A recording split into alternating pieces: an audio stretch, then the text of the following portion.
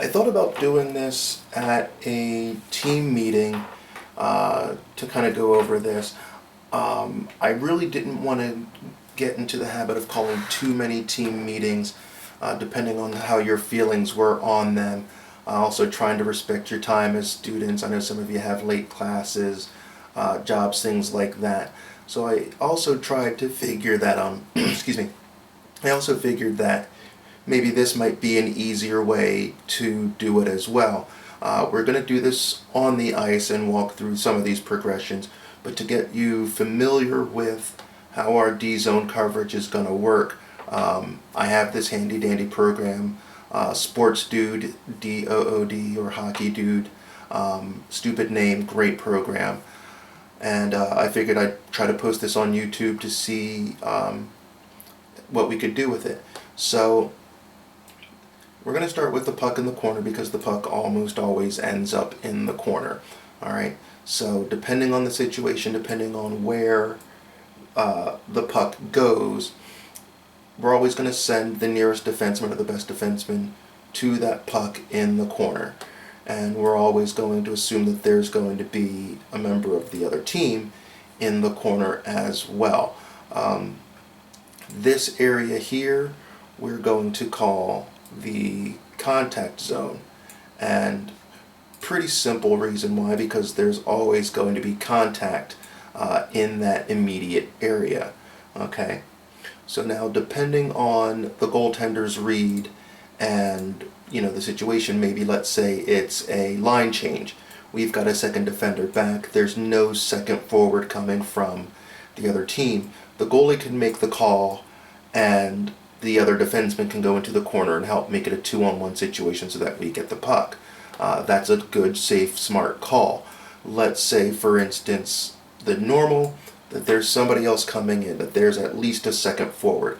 Now, the forward could go net drive, usually going to be the case if, say, the first player out is his teammate. He wants to go to the net. That's an obvious move. Obviously, we want the defenseman there with him.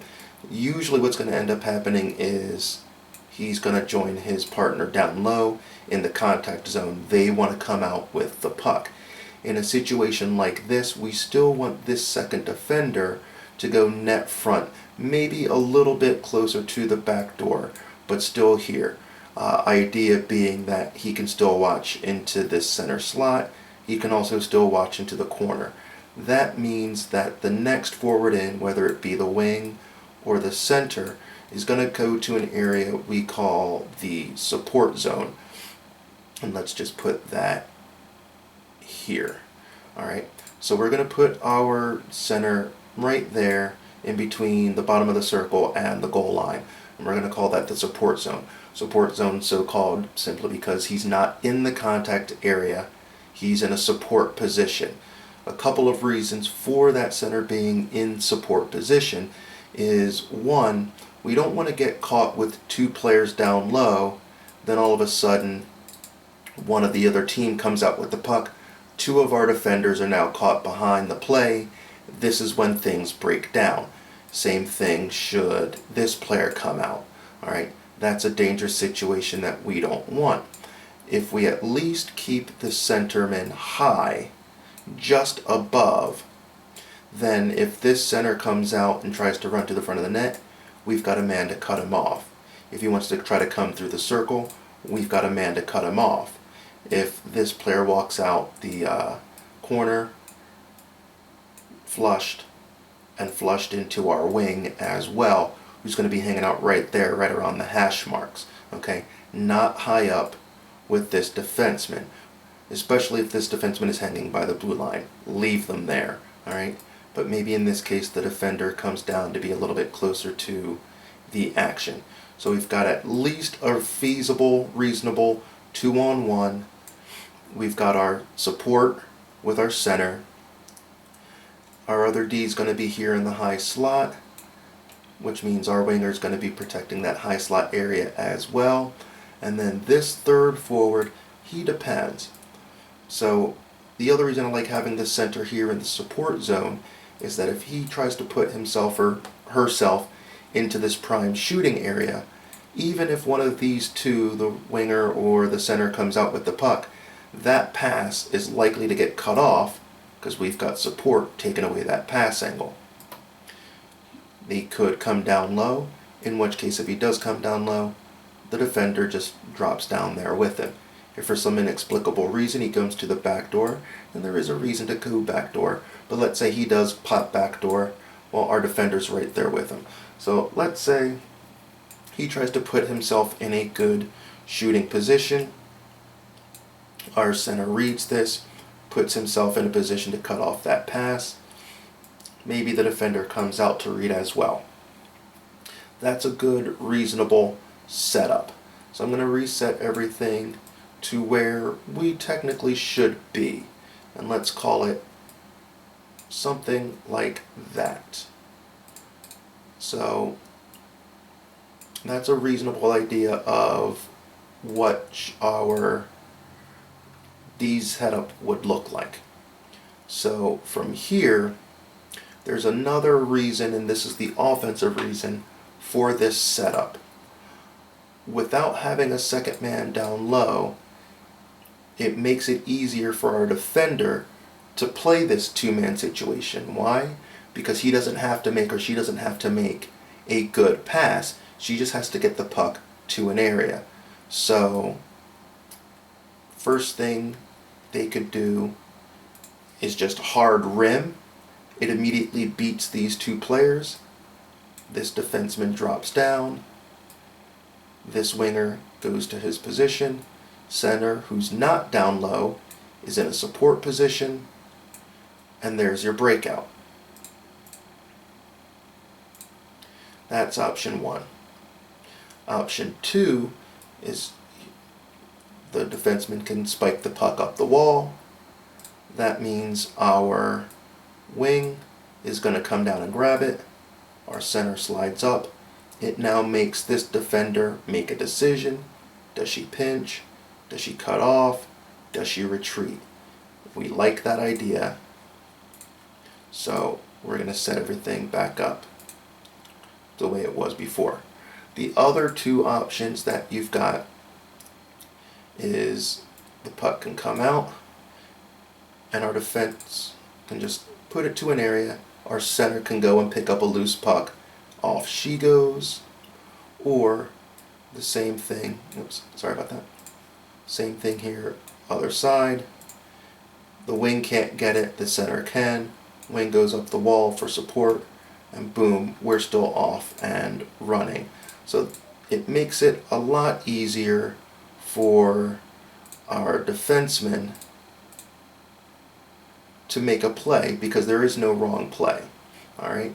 As long as she can get the puck loose or up the wall or rim it around, we're in a good position. So let's say, for example, now this center ends up with the puck. Now the rotation is pretty simple. The center's going to come out, goalie's going to track, this defender's going to come down and slam shut. Okay?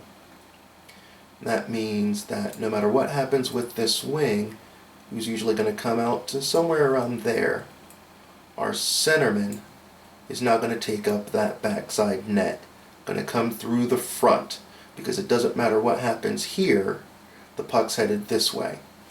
Then that means our defenseman shifts up. Doesn't matter what this wing does, they've got to follow the play. The wing's going to come over and another support. This wing's going to trail, keeping a tab on this player, eventually moving to that slot. So we're going to add that.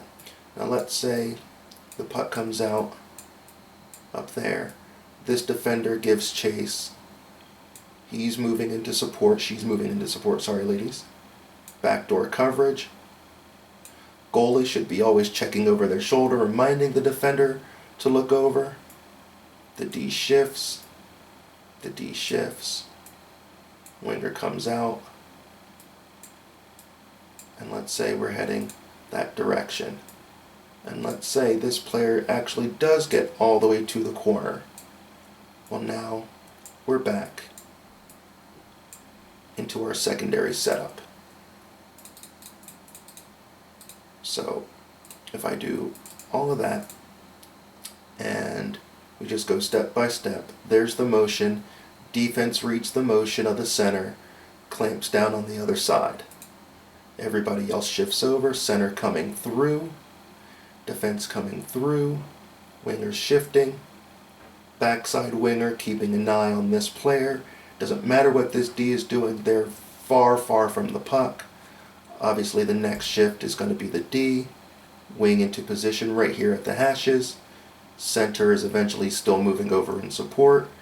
D keeping an eye on the back door. Wing now keeping an eye on the top side center. Sorry about that. And there's your full complete shift. Alright?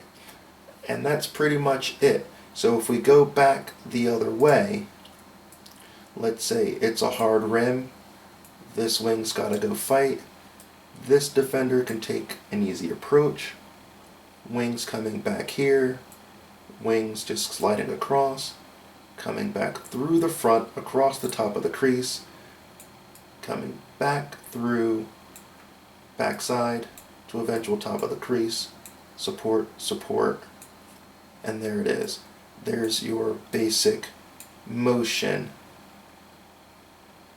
for how our D is going to cover. So please ignore the arrows. So again, puck moves, boom. Everybody else shifts over, center through the front, D on the back side, wings sliding exactly across, up and down on a nice plane. And that's what should typically happen if the puck goes backside. So now again, what happens if this player walks? Well, this player walks. Now there's an option for this player. Does she come high? Does she drive hard to the net? Does she trail behind to initiate some kind of a cycle? Well, the defender's going to leave that winger to come up. Center should hang just here, not chase to the wall. That's why we have this winger. So let's move them there. This player now has a decision to make on their own. They don't have a really good shot. There's no immediate pressure coming, but what is she going to do? Send it back down to the corner? Well, if that's the case, center drops, the defense goes into support, and we're back to our normal setup. Let's say she moves the puck to the D. Well, the D to D pass should be negated, hopefully, by this wing. We'll have the winger who's able to close out. So if they try to walk, there's really nothing there. We've got a screen, one-on-one. That's still a shot we should want to take because body up, I should say body up, body up, body up. So we're going from the zone to the man. Once the puck gets up high, immediately everybody should lock on to a player. And again, pretty simple. Now, the other reason I like having this wing low is yes, we want that puck to come up high, especially if this player's out high here or hanging out here. We want to give our goaltender a good view, a good look at this shot. Let's say for whatever reason this player ends up there. Defense is in the corner. Somehow the center got sucked out and this player ended up with the puck. Well, they can try to come in closer and they're just going to get cut off by the D, and that's a sharp angle. Our goalie should swallow that. Or if they choose to shoot from this face-off area, yeah, it's a good shot, hopefully a crashing forward for them, but we're man up. That's still a shot I expect our goalies to be able to stop. So even if by some chance the puck gets to that area, that's a stoppable shot from our goalie. What we do not want is a situation where the puck gets out, two players are down low, and now this defender has to make a decision. Do I stay home with the back door and leave this player plenty of room? Do I attack out and leave the back door open for that pass? This is a situation we don't want. So as long as we're man up, and as long as we have a good idea of the zone that everyone's in, we're safe, we're good. So this was a basic show of our defensive zone setup. And one more time, I'll go over the lineup, the setup, and the motion if the puck happens to move. So one more time, puck in the corner, D gets it, next D's going net front for support, first man in, doesn't always have to be the center, but first person back, forward back, is in support position. The next forward back on the side is here at the hash, and the next forward in, late forward's coming for high slot. Puck somehow shifts over.